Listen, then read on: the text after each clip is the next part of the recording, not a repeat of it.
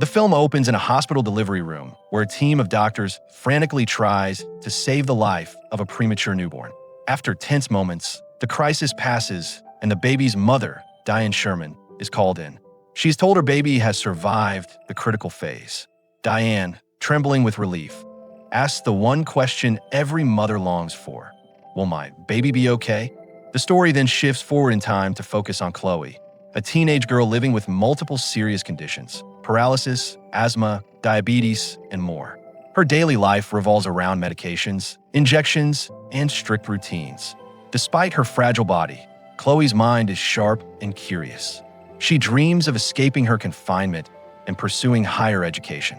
Her greatest wish is to be accepted into one of the top universities in the city, and she eagerly checks the mailbox each day for a letter of admission. But the envelope never comes. Chloe spends her free time building gadgets and conducting little experiments, teaching herself advanced science and engineering concepts from home. She's resourceful, imaginative, and hungry for independence. One afternoon, while Chloe is studying, she hears a car pull up. Her heart leaps. Could it finally be the mail truck? She rushes to the window, only to see her mother returning from errands, grocery bags in hand. As Diane chats on the phone, Chloe sneaks a peek into one of the bags and finds some chocolate. But then her eyes land on something odd: a prescription bottle labeled with her mother's name, Diane Sherman. Green pills. Curious, Chloe wonders what illness her mother might be hiding. That night, as usual, Diane brings Chloe her nightly medication.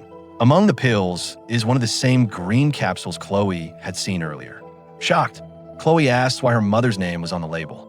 Diane quickly explains it away, saying the name on the package is just the recipient's, and the medicine is in fact for Chloe. Still unsettled, Chloe swallows the pill and goes to bed. The next morning, her curiosity gets the better of her. She sneaks in the medicine cabinet and grabs a bottle of the green pills. The label says trigoxin. Chloe knows the name doesn't match anything she has ever taken before. Stranger still, this bottle has a label with her name on it.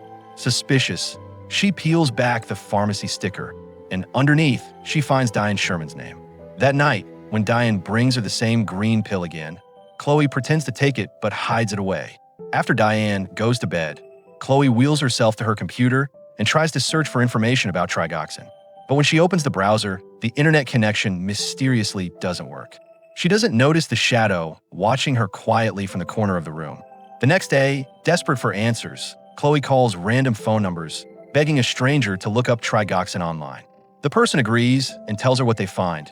Trigoxin is indeed a real drug, but it's used for heart conditions, and it's a red pill, not green. This revelation chills Chloe to her core. If the pill her mother gives her isn't trigoxin, then what is it? And why is Diane lying? For the first time, Chloe begins to suspect the terrifying truth. Her mother might be hiding a dark secret, and she may not be as sick as she's been led to believe. Chloe's suspicions keep gnawing at her, so she cleverly asks her mother to take her to the cinema, using it as an excuse to slip away and find answers. Once there, she pretends she needs to use the restroom, but instead wheels herself straight to the nearest pharmacy. When she arrives, there's a long line of customers, but Chloe begs to cut ahead, her urgency written all over her face. She shows the green pills to the pharmacist and asks what trigoxin is used for. The pharmacist examines the medication and frowns in confusion. This isn't trigoxin at all. It's lidocaine, a drug meant for dogs. The revelation shakes Chloe to her core. She asks what would happen if a human were to take it. The pharmacist explains bluntly, lidocaine would cause paralysis. Chloe's world flips upside down. Everything she has believed about her condition is suddenly in doubt. Before she can process it, Diane storms into the pharmacy, panic in her eyes. Without hesitation, she plunges a syringe into Chloe's leg, sedating her on the spot. Chloe's desperate revelation ends in darkness as her mother wheels her away. Back home, Diane is frantic. She locks Chloe in her bedroom, then rushes out to find another paralytic prescription she had researched online. When Chloe wakes, she realizes she's been imprisoned. But Chloe is resourceful. She immediately begins thinking of ways to escape. She tries the door first, only to discover her mother has barricaded it with a broom handle. Refusing to give up, Chloe uses her sharp mind and her knack for invention.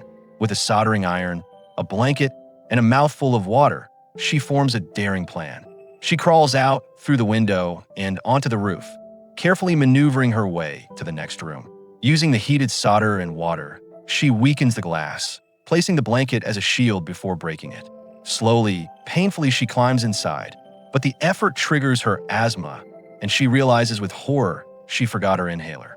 Struggling for air, she drags herself desperately back to her own room and manages to reach the inhaler just in time.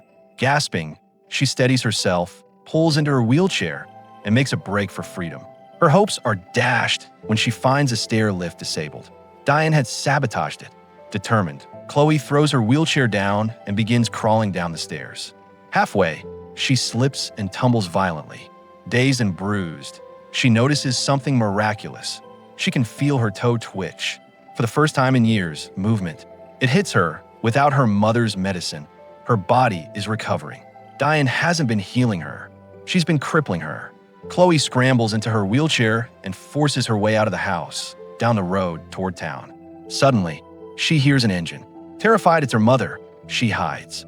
But it's the local postman. In desperation, she rolls into his path, nearly getting struck. The van screeches to a halt, and the postman rushes to her aid. Chloe gasps out one plea. "Help me." Just then, Diane's car appears. She steps out, feigning concern, trying to take Chloe home. The postman stops her, telling her Chloe wants to go to the police. Diane grows hostile, even threatening to accuse him of kidnapping.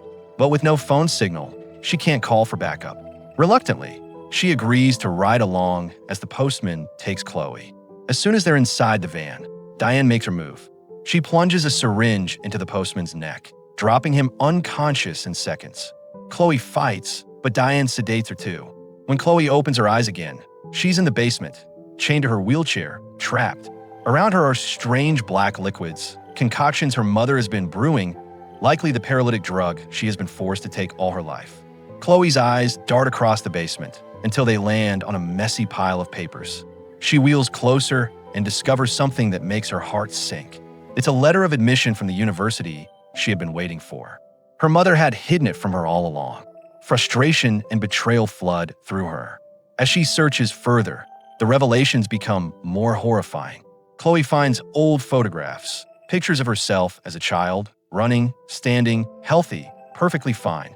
She had once been normal. Then, buried among the papers, she finds something that rips her world apart.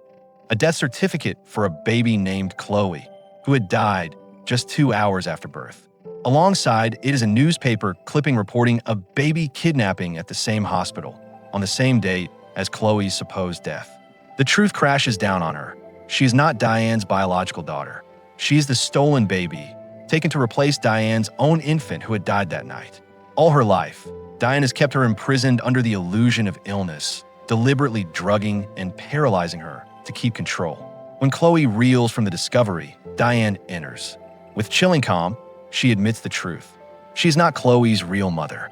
She confesses she has been making Chloe sick for years with medication, and she insists she did it out of love. To her, keeping Chloe dependent meant never losing her. Diane urges her to forget everything, to go back to how things used to be. She throws away the pills, begging Chloe to trust her. But Chloe is terrified. She refuses. Diane's mask slips. In anger and desperation, she prepares a syringe filled with the black liquid. As she advances, Chloe panics, runs behind a cupboard, and locks herself in. Knowing she cannot escape, Chloe makes a desperate choice. She finds poison and gulps it down. Her body collapses into overdose. Diane screams and sobs, holding her daughter as she convulses, devastated by what she thinks is love slipping away. Chloe is rushed to the hospital. Miraculously, doctors save her, but her recovery is slow. She can barely move or speak. From her bed, she sees Diane through the glass, staring at her. Fear surges, and Chloe signals frantically for help, pressing the emergency button. A nurse rushes in, placing a crayon and paper in her hand so she can write. Chloe scrawls shakily, but before the nurse can read it, the hospital alarm blares. The alarm, however, is not real. It's a diversion, sabotaged by Diane. Amid the chaos, Diane slips into the room, yanks out Chloe's medical equipment, and wheels her daughter away. When the nurse returns, Chloe is gone. On the bedside table, she finds a note. One word, written in trembling letters. MOM. Security is called immediately. Meanwhile, Diane forces Chloe through the hospital, desperate to escape. On the escalator, Chloe's wheelchair suddenly won't budge. Diane pulls and strains, but Chloe is holding it back with her legs. For the first time, she can move them. Security guards rush in, blocking their way. Diane panics and pulls a gun, shouting that she just wants to go home with her child. The standoff ends when one guard fires. Diane is hit and tumbles down the escalator, captured at last. Chloe is rescued. The film then jumps forward 7 years later. In a Stark mental hospital, Diane Sherman now sits as a patient. Into her room walks Chloe, no longer a fragile girl, but a young woman. She walks, slowly but surely, her legs stiff but functional. She tells Diane about her new life, her real family, her friends, the university she graduated from. Her words radiate strength. Before leaving, Chloe leans close. She pulls something from her mouth, the same green pill, the dog medicine Diane had once used to paralyze her. She looked her mother in the eye with a chilling calm. "I love you, Mom."